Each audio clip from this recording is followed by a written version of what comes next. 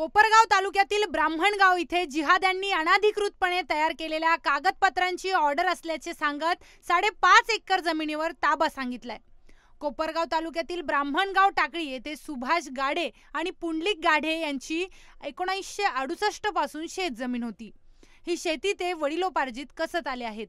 त्यांच्याकडे ही शेती त्यांचीच आहे हे सिद्ध करण्यासाठी लागणारे सर्व पुरावे उपलब्ध आहेत। ते या शेताचा शेतसारा पाणीपट्टी देखील भरत आले आहेत। त्याचेही पुरावे त्यांच्याकडे आहेत। 4 मे रोजी सांडू नसीर शेख, त्याचे वडील नसीर हनीफ शेख, त्याची आई व त्याची बायको यांनी हे शेत नांगरून त्यावर शेड उभे केले। तसेच त्यावर सीसीटीव्ही कॅमेरे देखील लावले। या घटनेनंतर पीडित शेतकरी कुटुंबाने गावातील सरपंच, पोलीस पाटील यांना घेऊन शेतावर जाऊन त्याला जाब विचारला। त्यावर सांडू नसीर शेख हा म्हणाला की माझ्या आजोबांची ही जमीन आहे, तुम्हाला जिथे जायचे तिथे जा, मंत्रालयात जा, पोलीस स्टेशनमध्ये जा, मी इथून जाणार नाही, जे आतमध्ये येतील त्यांना मारू अशी धमकी त्याने यावेळी दिली। टाकळी ब्राह्मणगाव रोडला आमची सदर 482 गट नंबर मध्ये आमची तिथं 5.5 एकर शेती तिथं आहे। आम्ही तो कशीतो ती शेती, त्या शेतीमध्ये येऊन त्यांना रात्री नांगरून टाकलं। रात्री कायदा करून आमचं सदर असल्यामुळे त्यांना कायदा केला। ती शेती नांगरून लगेच तिथं त्यांना ती शीड केलं 10 बाय 10चं। तिथं राहतोय तो आता। घरापासून 2 किलोमीटर, घरापासून आमच्या 2 किलोमीटर अंतर आहे।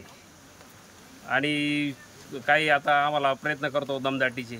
आम्ही नंतर मग पोलीस स्टेशनला धाव घेतली, पोलीस निरीक्षण कोपरगाव, त्या ठिकाणी आम्ही अर्ज दिला।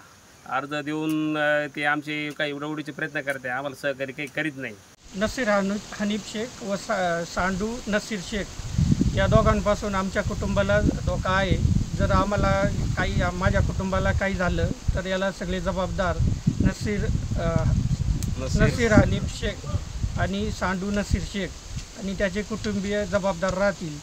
आणि याची शासकीय सर्व कर्मचाऱ्यांनी नोंद घ्यावी व आम्हाला सुरक्षित करावी ही आमच्याकडून सगळ्यांना विनंती।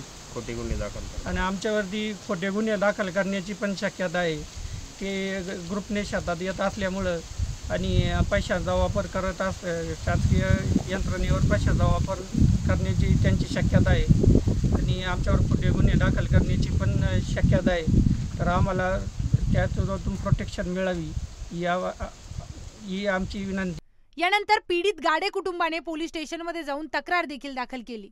पोलीस तक्रार दाखल करून देखील पीडित कुटुंबाला कोणत्याही प्रकारचा न्याय मिळाला नाही।